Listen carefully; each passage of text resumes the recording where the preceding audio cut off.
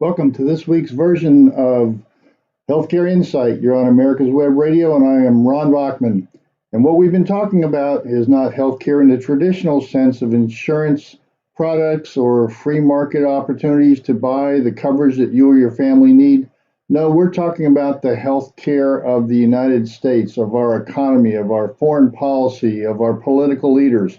We can't get back to the original core meaning of this radio program and podcast around healthcare because we've got so many problems that are interfering with that at the moment with this crazy Biden administration. Now, we've exposed over the last number of months the crazy nominees to various positions within our government that control so much of what goes on. We have elected officials, but then we have a bureaucracy that actually runs this country, and they're unelected, and they have enormous powers to allocate money, to write regulations, to control industries. Now, just think about what's happened over the last number of months that we've presented. If you were interested in trying to destroy the United States, to bring it to its knees, what are some of the things you would think about if you were a foreign power trying to destroy the United States? Well, certainly one of the very first things you do would be to try to get rid of its energy independence. And President Biden did that on the very first day by taking away the rights that had already been given to the Keystone Pipeline. And look what's happened. Gas prices have skyrocketed. What are some of the other things that you do? Well, you destroy your currency with inflation, and that's happening. Well, what's another obvious thing to try to do? And that is to create enormous amounts of unemployment by getting rid of the workforce in any way you can. Well, guess what's happening? You've got 20, 30, 40% of various segments of our society that are being released or fired because they don't want to take a vaccine. And so police, our military is being culled out of patriots that don't want to get the vaccine. And they're not just getting discharged, they're getting dishonorable discharges for not obeying orders. Whatever happened to my body, my rights? Well, what else would you do? Well, you'd have open borders, and look what's happening with Mexico that at one point was secured just a year ago. Well, what else would you do? Maybe you would create a sanctuary in this world for terrorists, as we've done with the Taliban in Afghanistan. And finally, maybe what you do would be to try to destroy those things that actually unite us. The American flag, our Constitution, our Bill of Rights, our Pledge of Allegiance, the things that unite us. You would take down our history, just like the ISIS warriors did as they swept through the Middle East and once had a caliphate. They were tearing down their history because they didn't like the history of that area that they were then beginning to dominate. So we would take down some of our history. Can you believe that Thomas Jefferson statue was removed from New York City's, I guess it was their museum? I mean, here's the guy who wrote our Constitution, or our Declaration of Independence, I guess. The Declaration of Madison, I think, wrote the Constitution for the most part. So we're denying our own history. Were people flawed? Did they live under a different set of woke rules 200 years ago? Of course they did. But why would we tear down that history when they were the founding fathers for the greatest country in the world that has freed more people, has provided more upward mobility for people who otherwise live in poverty? The worst person in the United States living in poverty today would be middle class at best, and probably richer in most countries around the world. Well, I want to start off today with that idea of destroying our currency. Inflation is one way to destroy our currency, but another is to destroy our entire banking system. We have a very unique banking system where there's lots of banks you can go to and lots of competition. The government doesn't get involved as directly with our banking system and our savings accounts, but yet we know that in one of these infrastructure bills that they want to track any transaction, accumulated transactions in any bank account over $600. Well, that's everybody. Why do they want to do that? But even more pernicious is the idea of who they want to put in charge of the controller of the currency, and that is the main regulator over all banks. And her name is Amarova. She is a communist, a Marxist, and yet this administration is proposing to nominate her. She is so bad that they actually haven't even sent her over yet. But I want you to listen to one of the senators that you rarely hear about, but he's a smart guy. It's Senator Pat Toomey, Republican from Pennsylvania. And he's not always been one of the most eloquent speakers. He's not been one of the most boisterous speakers. He's one of those senators that's been very effective, but not a national figure.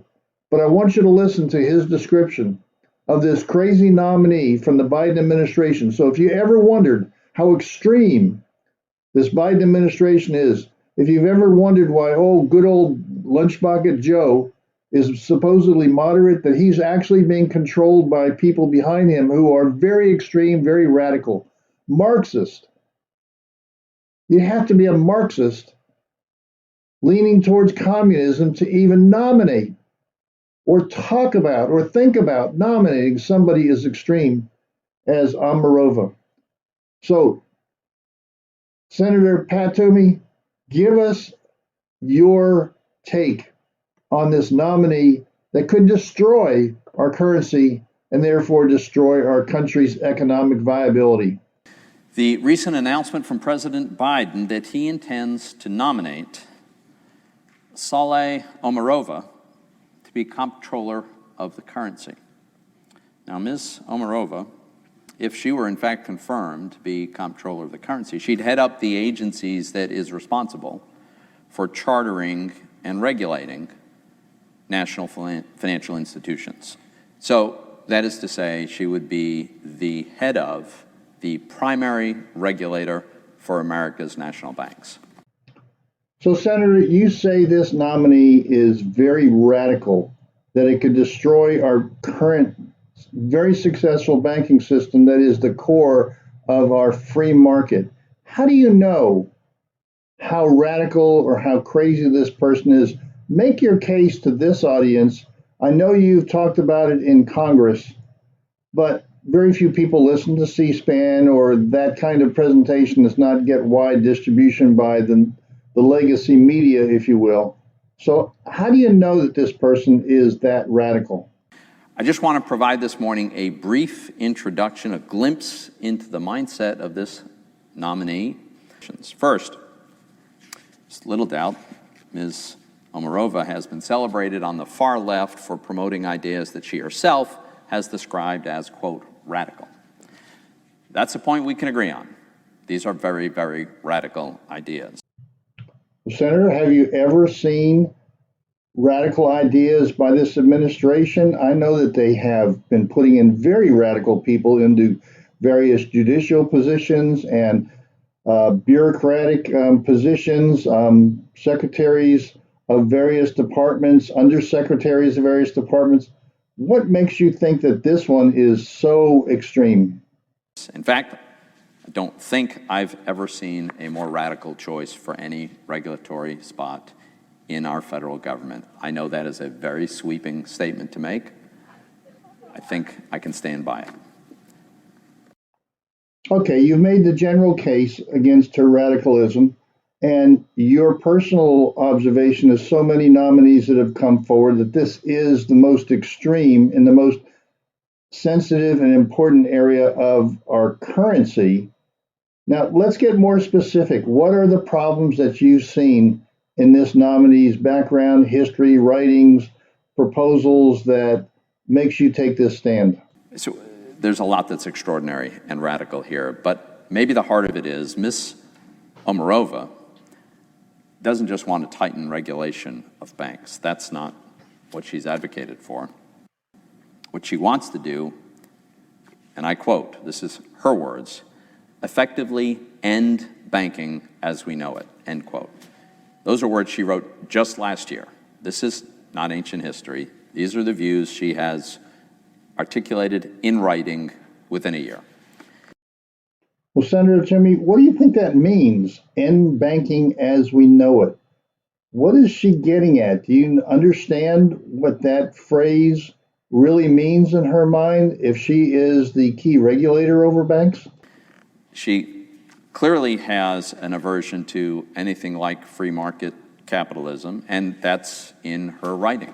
In an October 2020 paper called, quote, "The People's Ledger," end quote, she outlined a plan for, and I quote, "radically reshaping the basic architecture and dynamics of modern finance," end quote.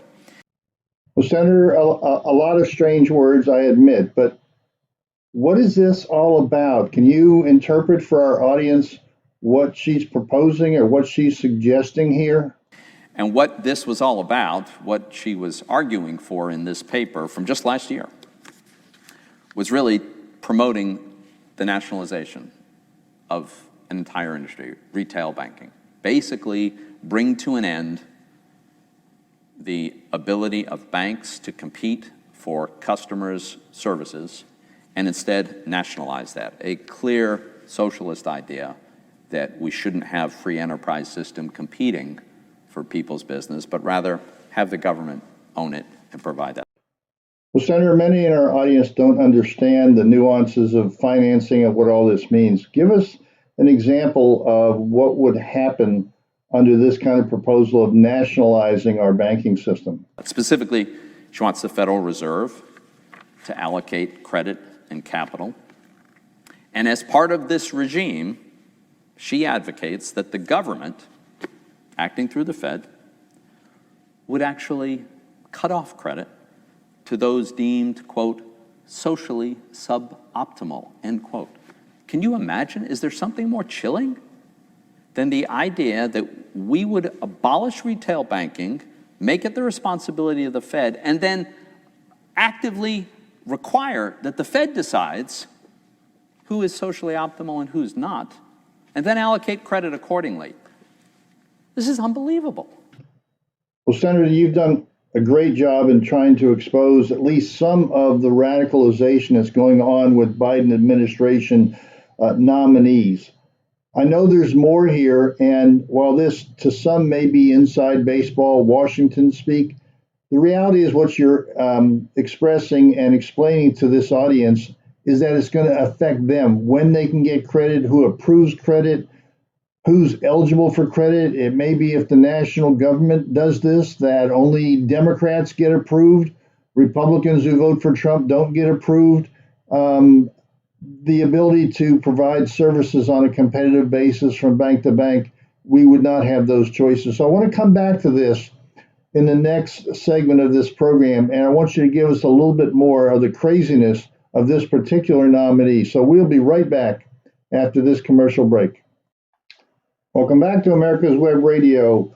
I want to continue with this discussion with Senator Pat Toomey about a very important but maybe behind the scenes kind of a position that's being a nominee from the Biden administration, just to show two things. One, how radical these nominees have been, and we've done that for the last couple of months with especially judicial nominees. But in this case, we're talking about somebody who's going to be the controller of the currency, somebody who's going to regulate all of our banks to decide how they can operate and how credit is allocated. And this person is a clear Marxist that Senator Pat Toomey is outlining for the audience. Now, some of you out there may not worry about finances and not be concerned, but if you're a small business person and you need credit, the banking system is what typically gives you that credit to start a business, to take a risk. If you want to buy a home or you want to buy a car, and I think that will cover most everybody in this audience, you rely on our banking system. You rely on the lending institutions that are out there. And this nominee is so radical. I want you to hear these ideas that are being exposed by Senator Pat Toomey. Now, most of you wouldn't know about this, but this is why we elect Republicans to Congress, to keep an eye out so that these termites of radicalism, of communism, of Marxism, clearly Marxist with this individual. Why in the world is this person even being nominated? She's so extreme that the Biden administration has been floating this person's identity and background, but they actually have not sent it over because they wanted to sort of test the waters, I guess, on just how extreme they can make nominees before there is pushback. Because typically, the president is given some deference in the nominees that they make to various positions in the government. But this is the unelected bureaucracy that controls probably more of our lives than our elected officials do. But at least our elected officials, we expect to be watchdogs over these types of positions, be sure that radicals don't destroy this country from within. And that's the great service that Pat Toomey is doing. So I want this audience to hear and understand how absolutely extreme this individual is that could destroy our currency and give our enemies the victories over destroying this country that they can't get militarily. I don't understand it. I don't think you understand it. And certainly, as we hear him, Senator Pat Toomey doesn't understand it. So, Senator, let's go back to your description of what this nominee has been proposing. I understand that you have a paper that she wrote that outlines much of the radical ideas that she has. So would you give us that background, please? In a 2012 paper, she suggested that a mandate that financial products could only be sold if they're approved in advance by the federal government. There's no freedom to innovate here. There's no responding to customers' wants and needs. There's no competition for providing a better, none of that. The government will decide what can and cannot be offered. Even she admitted that this is, quote, paternalistic and has command and control elements, end quote. At least she acknowledges that's what this is. So, Senator, nationalizing banking, eliminating competition, sounds like a big brother kind of a thing, looking into and controlling the money that we get, the allocation of capital to start businesses, the allocation of loans and products that we as individuals would then be affected. And that's what I think this audience really needs to fully understand, how intrusive it will be to our individual and personal lives, not just some highfalutin regulatory issues at the banking level, at some national level that we don't feel, but these are things that we'll actually feel. But that's not all she wants, is it? I think there's more that this audience would be interested in. Tell us about that. But it doesn't end there. Ms. Omarova doesn't just want to nationalize banking. She wants to do that, but that's not all.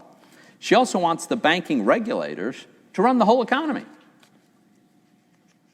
Under her plan, which she, again, laid this out in writing, this is in a 2016 paper, the Federal Reserve would set prices in large sectors of the U.S. economy, those that she deems to be, quote, systemically important prices, end quote. That would include, she helpfully tells us, what would be considered systemically important prices, and I quote, widely used fuels, foodstuffs, some other raw materials, and wages or salary indices, among others. So she's openly advocating that the federal government sets wages and prices throughout the economy.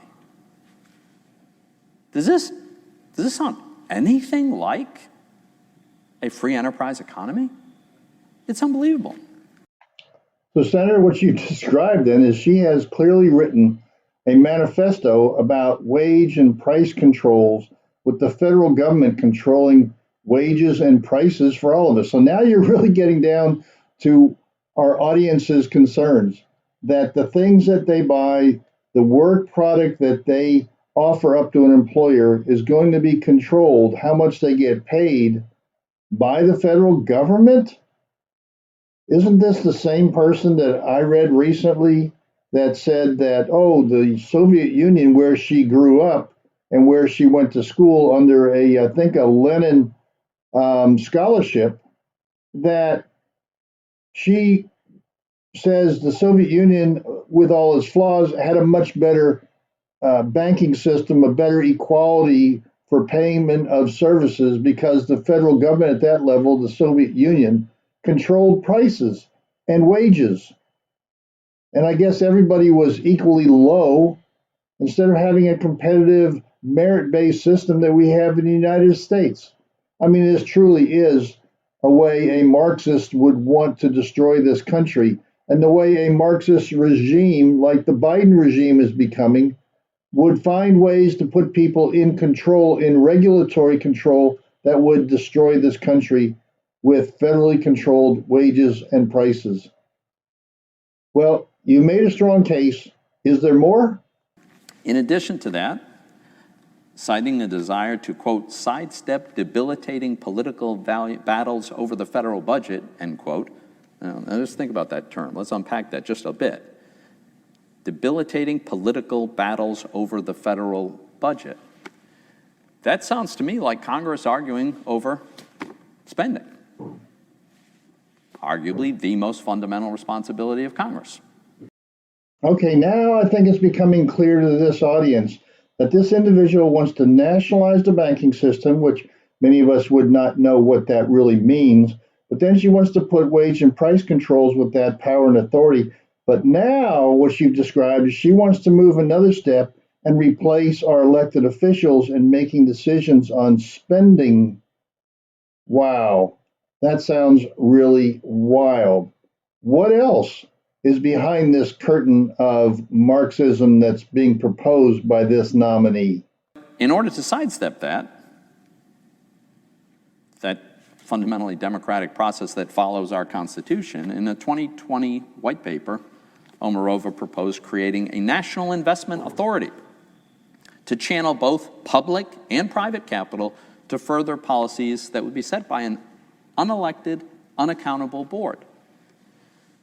So the American people don't get to decide how their tax dollars get allocated by holding members of Congress accountable through elections. Instead, there'd be some board that would make all these decisions for us.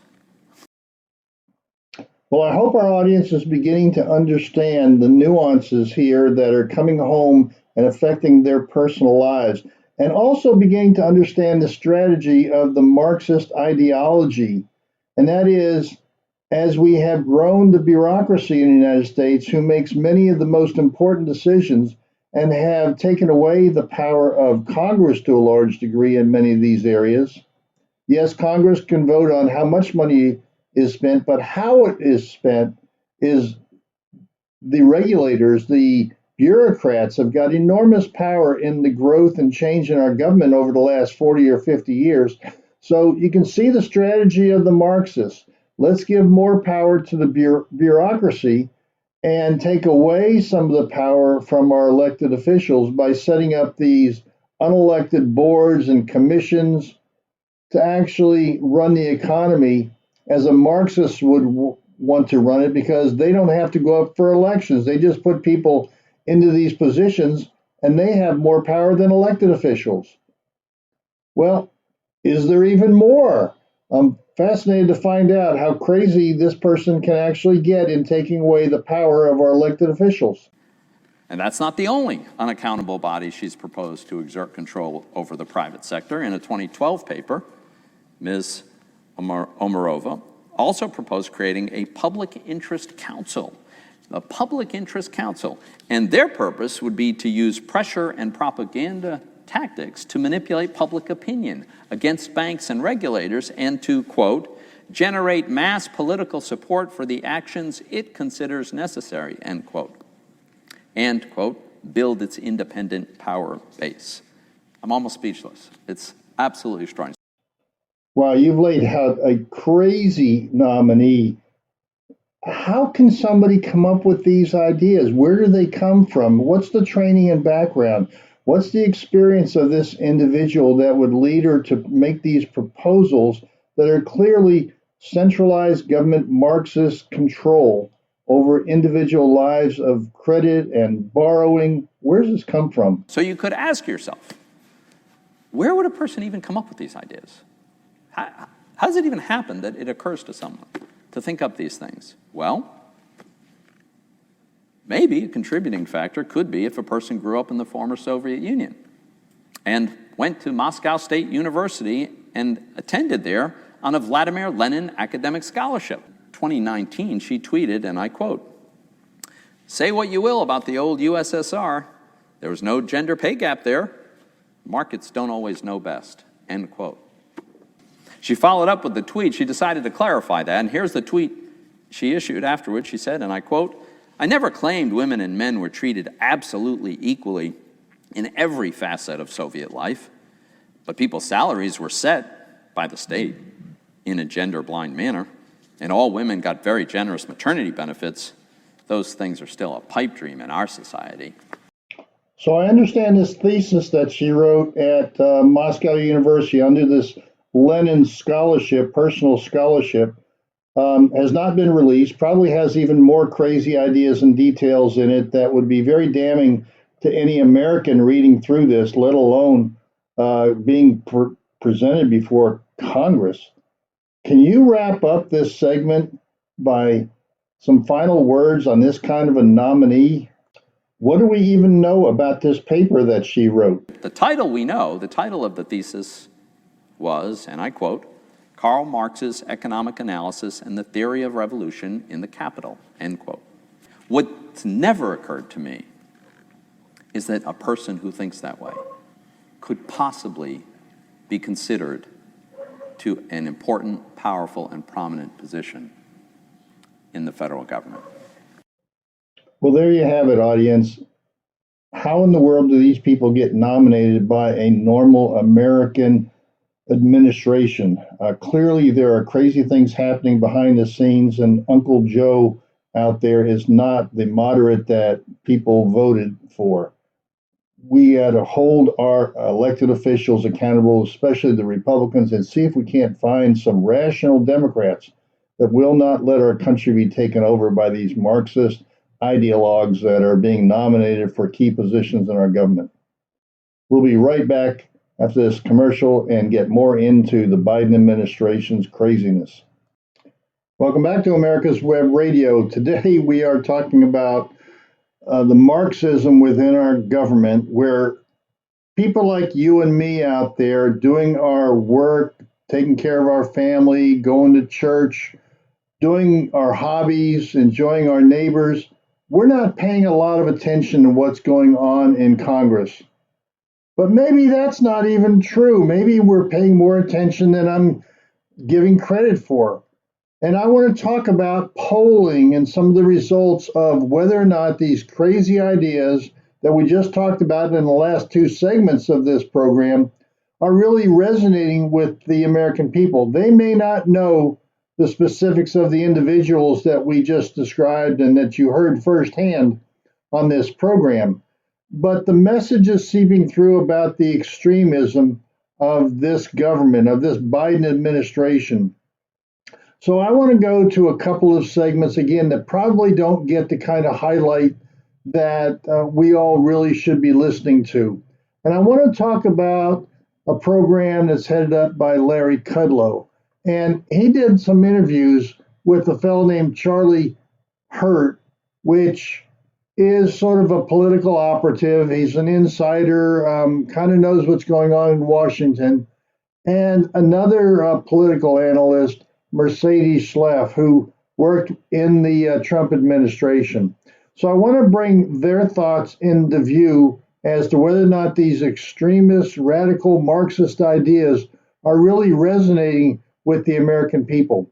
And I want to start with Larry Kudlow and his analysis of recent polling that has gone on, whether or not this is really making its way into the American psyche, that there's stuff going on that really is very un-American. So, Larry, give us some of your perspective on recent polling and the acceptance of the American people of these radical ideas.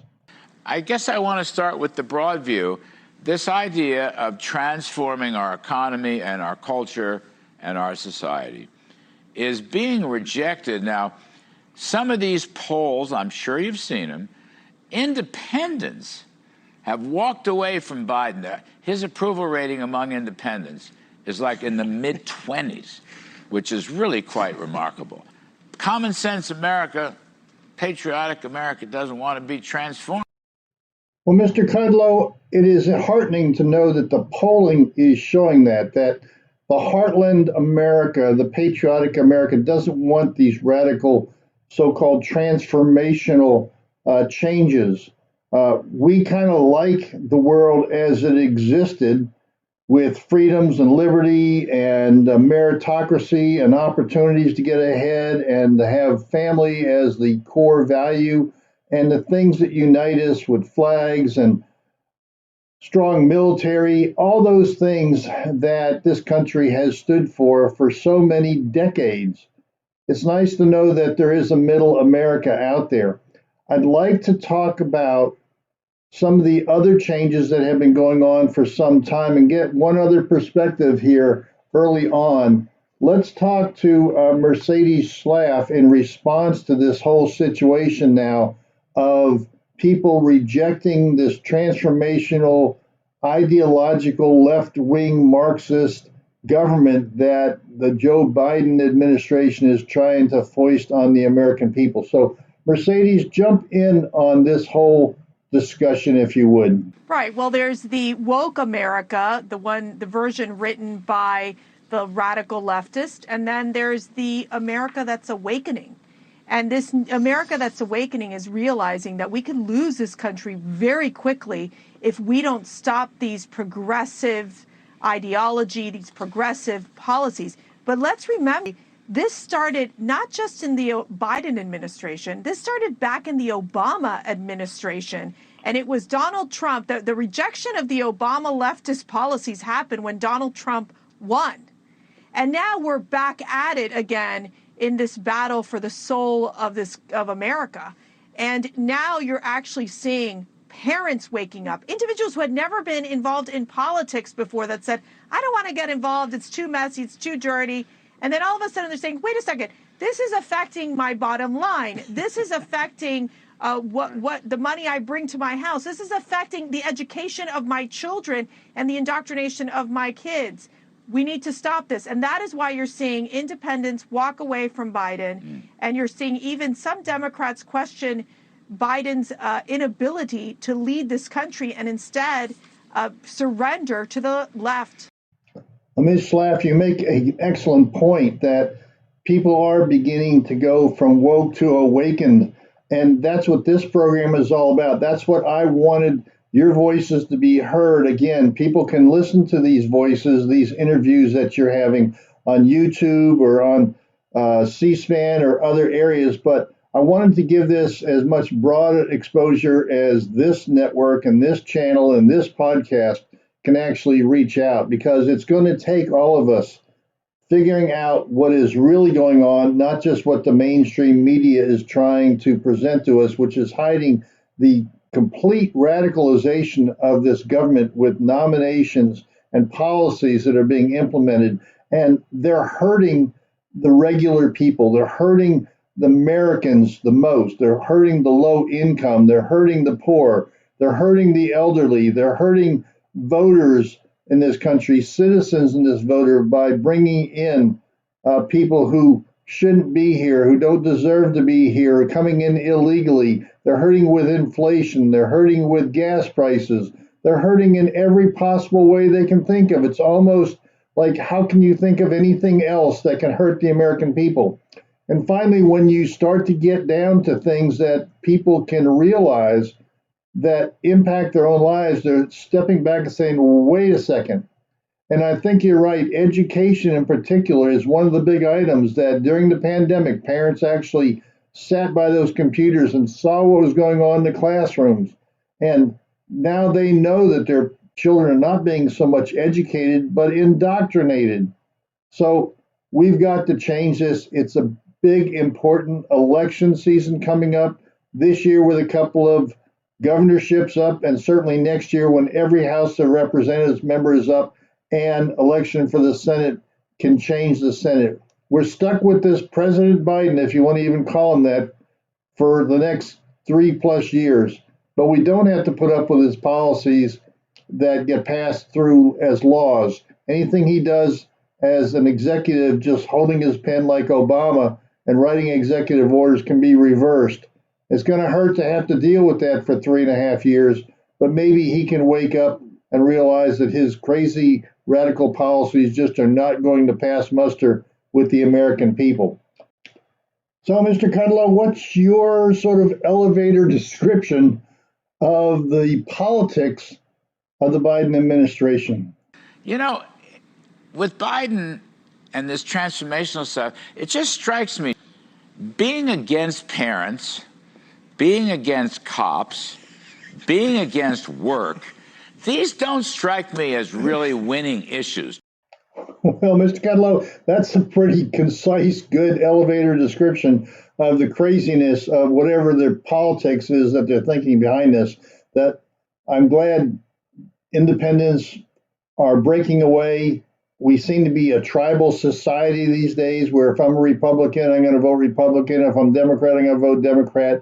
But it's that independent group in the middle that ultimately decides most elections, I guess, unless there's some shenanigans that goes on with particular elections that some of us think has happened in some of the major metropolitan cities that are run by Democrats. But that aside, let me go to Charlie Hurt, who's our political analyst on this program today. And Charlie, how do you see all this shaping up? And does this make any sense to you? Yeah, they're definitely not winners. I have no idea what these people are thinking. And, you go back and look at, as Mercy points out, you go back and you look at the Obama years and the snapback after Obama got elected in that gauzy, magical 2008 election. From that point on, now, Obama managed to get himself reelected, but over 1,000 Democrats across the country lost their seats because of Obama's policies. And Obama was at least appealing. And Obama had sort of the aura of competence around him. What we've got with Joe Biden is like something I don't think we've ever seen in the White House since the invention of electricity. I mean, the level of incompetence that is displayed every day by this guy as he's asking Congress to pass a $5.5 trillion spending plan because he's going to remake the country. I think that people are waking up and saying, absolutely no thanks. You know, Charlie Hurt, you just reminded us all on this program listening in today of one of the most important things that's kind of lost from the Obama administration, and that is while he might have been personally popular to get reelected, over 1,000 Republicans replaced Democrats during the midterm elections of his 8 years.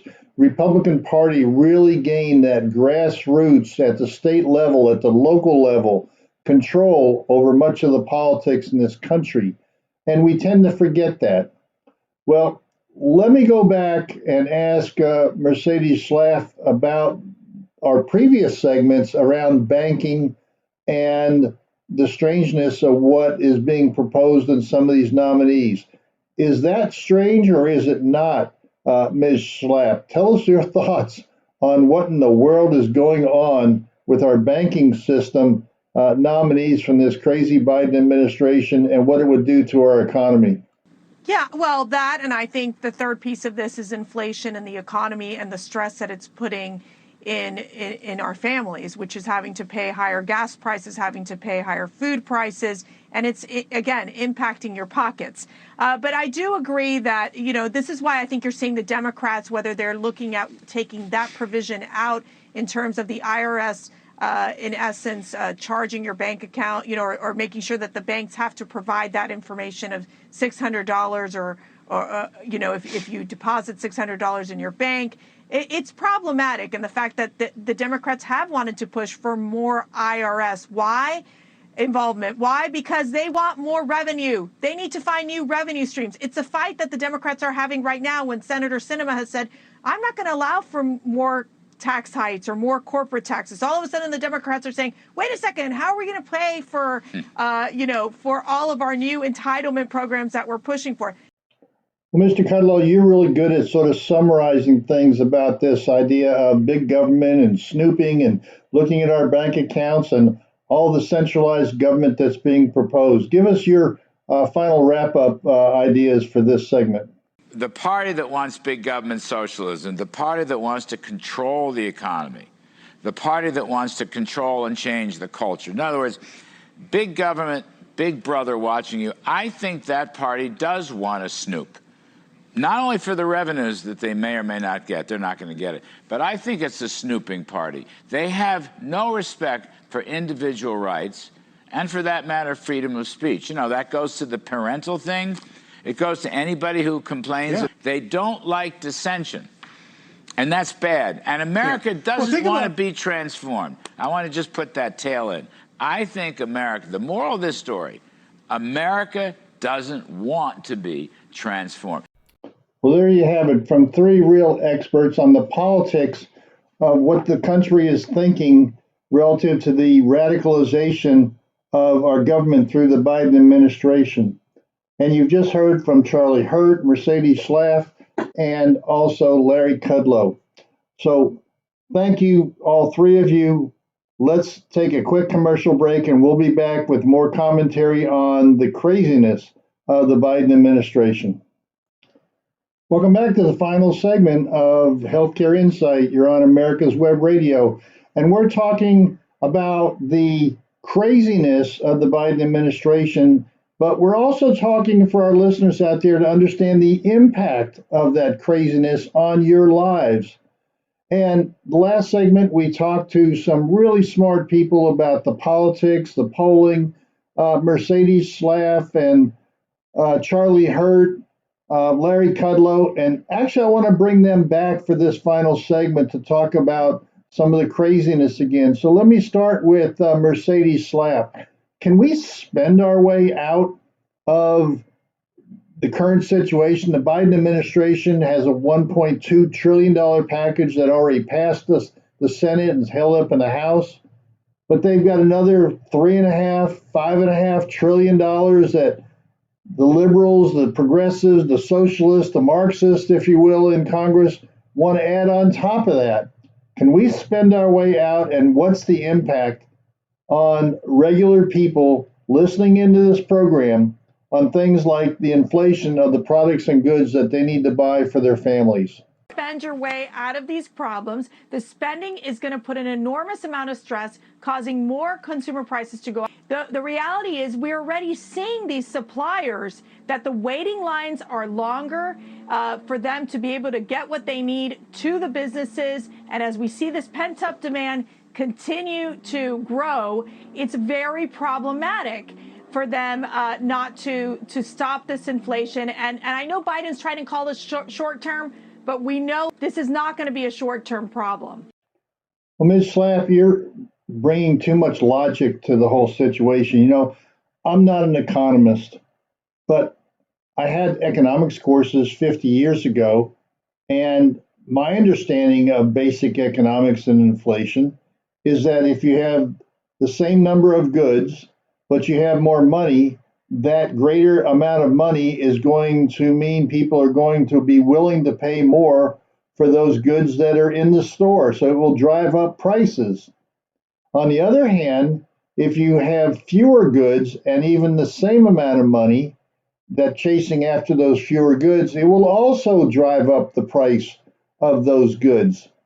Well, in today's world, again, just as a layman, just a regular person looking at this, we got fewer goods because of the supply chain, because of workers staying home, of not wanting to go back to work with more government benefits.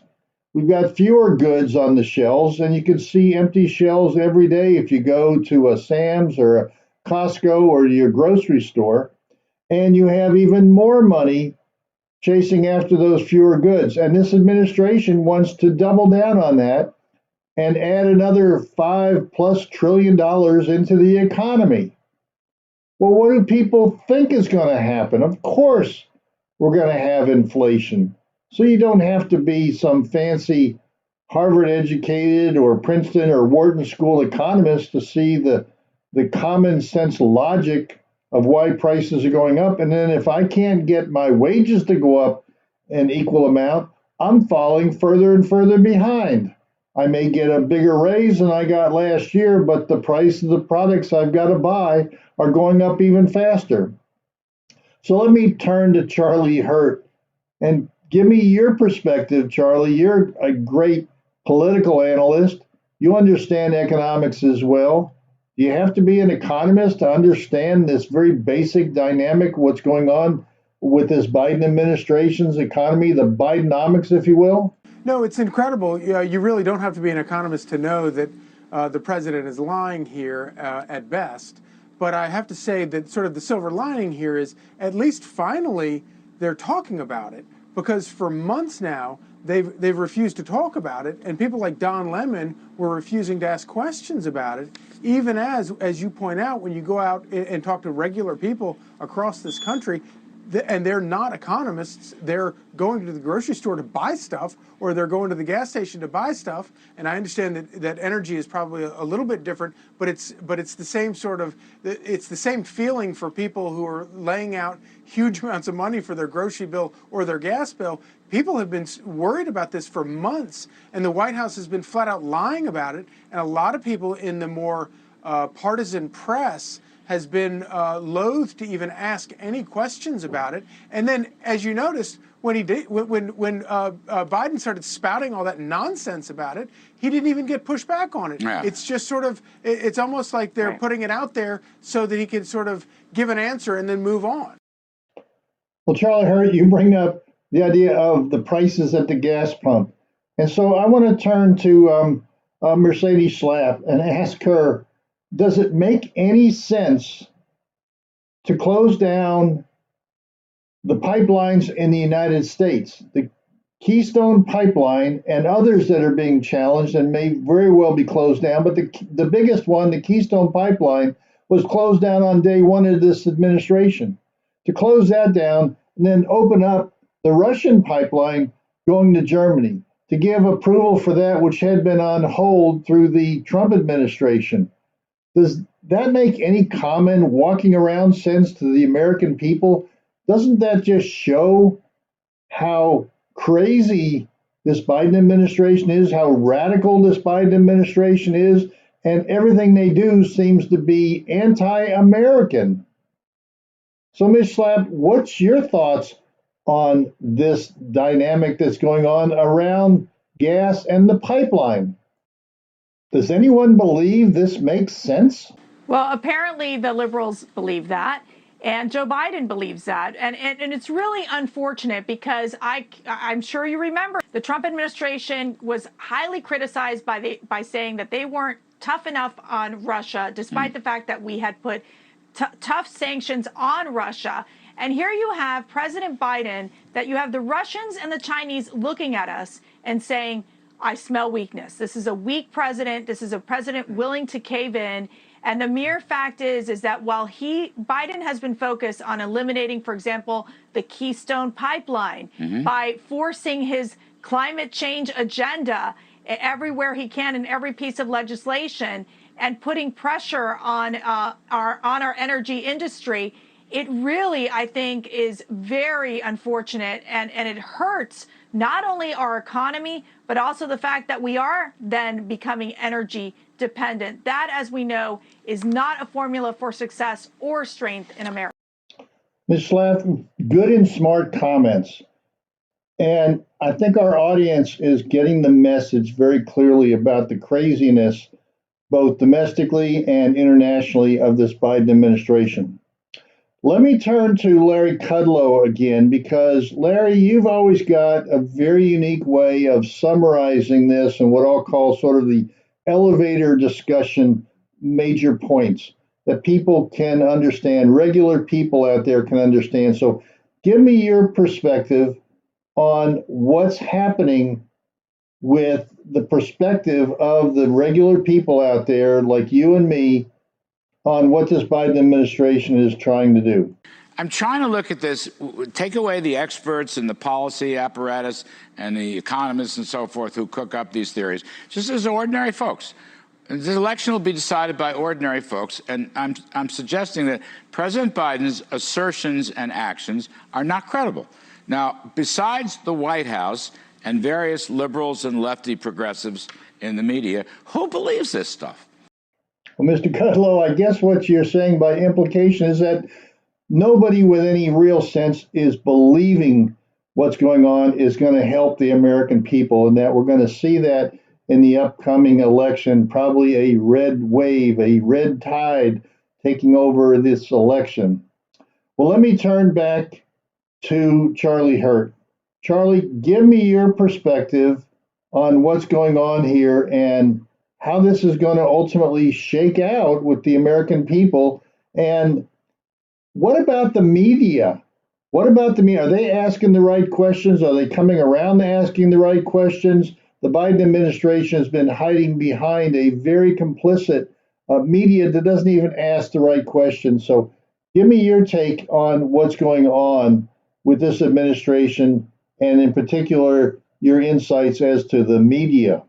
Well, that's what's really alarming about all of this is just like with the inflation issue and the same with the Nord Stream issue, a lot of these things, the most basic questions aren't getting asked of the administration by, there are a few of us in the media who are pressing a lot of pressing for answers about a lot of these things, but a lot of people in the media are not, and they're taking this stuff at face value out of the administration, and they're flat out lies. But as you point out, at the end of the day, these are things that regular Americans, regular voters can see with their own eyes, and they can see it at the pump, and they can see it at the grocery store, and that's the kind of thing that moves voters at election time. And I also think it's, that's partly why the administration has begun trying to talk about some of these things, but they don't have good answers.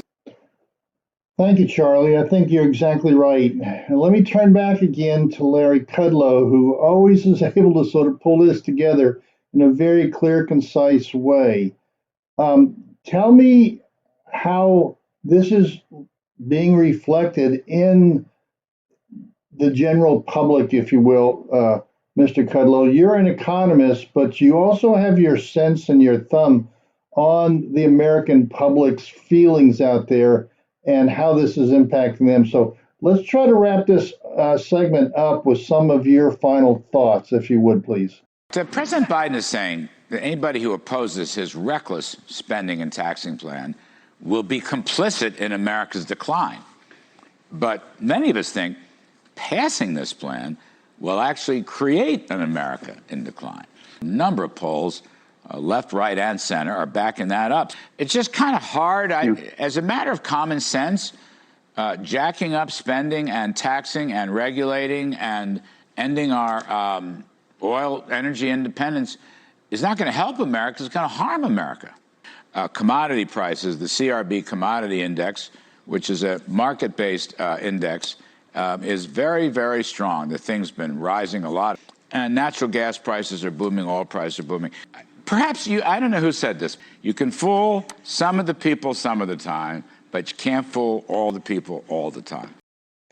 Larry Kudlow, you hit the nail on the head again. You can fool some of the people some of the time, but you can't fool all the people all of the time. And that's what the Biden administration and the complicit media is trying to do. It is patently obvious to anybody with any kind of common sense that commodity prices going up, gas prices are going up, inflation is rising rapidly, the supply of goods is diminished, our open borders is not helping anybody, it's lowering wages for the most needy of jobs among us, our foreign policy is in disarray, our allies don't trust us, our enemies are emboldened. This is what's happening when you elect somebody who is really a puppet of people behind him who have a Marxist, socialist ideology, and they are exercising that power of the government when they weren't truly elected.